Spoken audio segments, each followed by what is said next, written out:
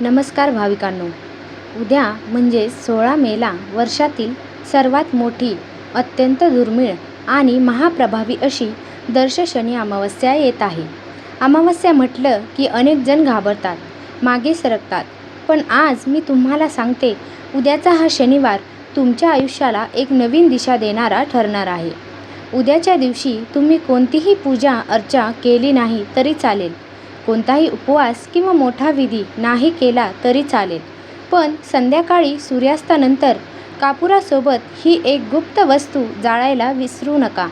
होय, फक्त ही एक वस्तू जाळल्याने तुमच्या घरातील जुन्यात जुनी करणी बाधा, तंत्रमंत्राचा प्रभाव आणि भयंकर नजर दोष एका झटक्यात जळून भस्म होईल. भाविकांनो, बऱ्याचदा आपण आपल्या घरात सर्व काही व्यवस्थित सुरू असतं, पण अचानक कोणाची तरी वाईट नजर लागते आणि हसतं खेळतं घर कटकटींचे केंद्र बनतं.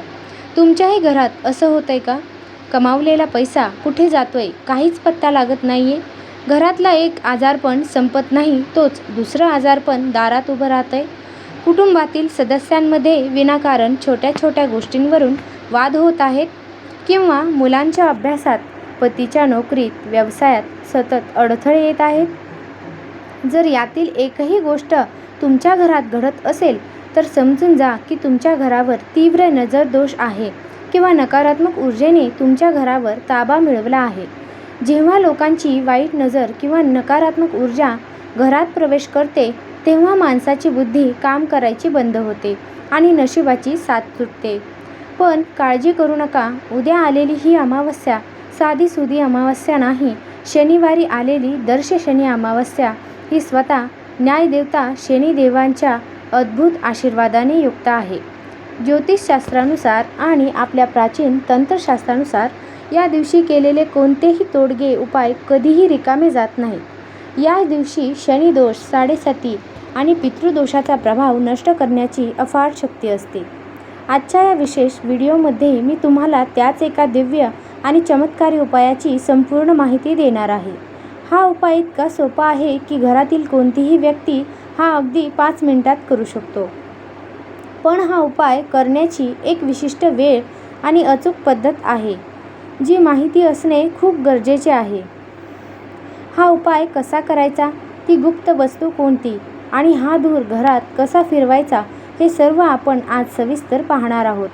यामुळे व्हिडिओ अजिबात स्किप करू नका, शेवटपर्यंत माझ्यासोबत जोडलेले राहा. चला तर मग जाणून घेऊया त्या महाशक्तिशाली उपायाबद्दल. उद्या म्हणजे 16 मे रोजी वर्षातील अत्यंत दुर्मिळ आणि महाप्रभावी अशी दर्श शनी अमावस्या आणि शनी जयंती येत आहे. अमावस्या म्हटलं की अनेक जण घाबरतात किंवा मनात अनेक शंका येतात. पण शास्त्रानुसार शनी अमावस्येचा हा दिवस भीतीचा नसून आपल्या आयुष्यातील सर्व दुःख, दारिद्र्य, घरातील कटकटी आणि वाईट नजर नष्ट करण्याचा सर्वात मोठा दिवस असतो. तुमच्या घरात सतत पैशांची चणचण भासते का?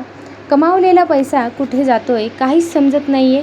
घरात सतत कोणी ना कोणी आजारी असतं, लहान मुलांना सारखी नजर लागते, की घरात विनाकारण भांडणे होतात. जर या प्रश्नांची उत्तरे हो असतील तर समजून जा की घरामध्ये नकारात्मक ऊर्जा किंवा तीव्र नजरदोष आहे. आजच्या या व्हिडिओमध्ये मी तुम्हाला असा एक चमत्कारी उपाय सांगणार आहे, ज्यासाठी तुम्हाला कोणताही मोठा खर्च करायचा नाहीये, कोणतीही मोठी पूजा अर्चा किंवा विधी करायचा नाही. उद्या शनी अमावस्येच्या संध्याकाळी तुम्ही दुसरं काहीही नाही केलं तरी चालेल, पण कापुरासोबत ही गुप्त वस्तू नक्की जाळा. तुमच्या घरातील करणीबाधा, तंत्रमंत्र किंवा भयंकर नजरदोष मुळापासून संपून जाईल. व्हिडिओ शेवटपर्यंत नक्की पहा, कारण अर्धवट माहिती कधीही फलदायी ठरत नाही. उपाय जाणून घेण्यासाठी आपण उद्याच्या या विशेष तिथीचे महत्त्व समजून घेऊया, जेणेकरून हा उपाय करताना तुमच्या मनात पूर्ण श्रद्धा निर्माण होईल. या अमावस्येला दर्श अमावस्या म्हटले जाते. जेव्हा अमावस्या शनिवारी येते तेव्हा तिला शनी अमावस्या देखील म्हणतात. शनिदेव हे न्याय देवता आहेत आणि आपल्या कर्माचे फळ देणारे आहेत. ज्या लोकांच्या कुंडलीत शनीची साडेसाती किंवा राहू केतूचे दोष आहेत, त्यांच्यासाठी हा दिवस वरदानासारखा असतो. त्याचसोबत आपल्या घरातील पितृदोषाचे निवारण करण्यासाठीही अमावस्या तिथी सर्वोत्तम मानली जाते. उद्या 16 मे रोजी सूर्यास्तापासून सूर्योदयापासून ते रात्रीपर्यंत अमावस्या तिथी अत्यंत शुभयोगात असणार आहे. यामुळे या संपूर्ण दिवसात तुम्ही कधीही हा उपाय करू शकता.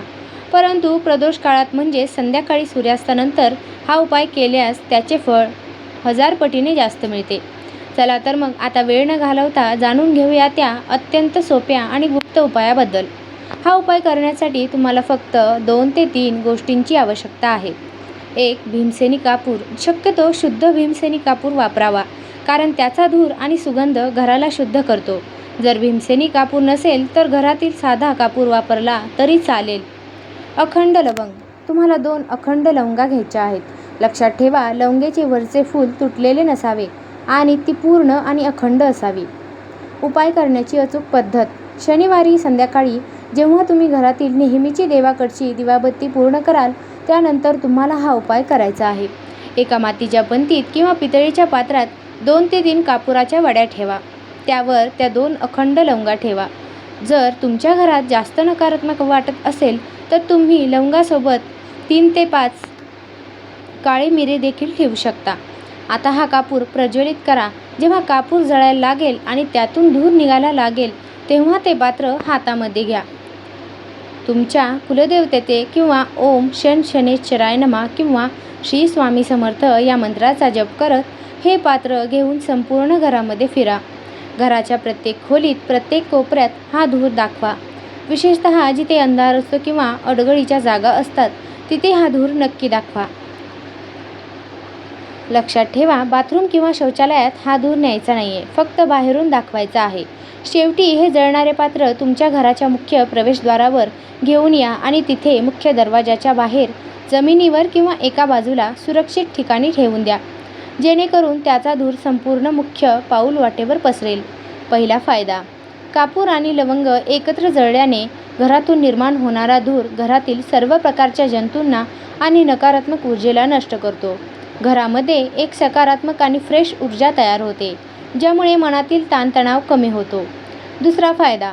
जर तुमच्या घरावर किंवा घरातील लहान मुलांवर, पतीवर कोणाची वाईट नजर असेल तर ती नजर या धुरासोबत जळून भस्म होते.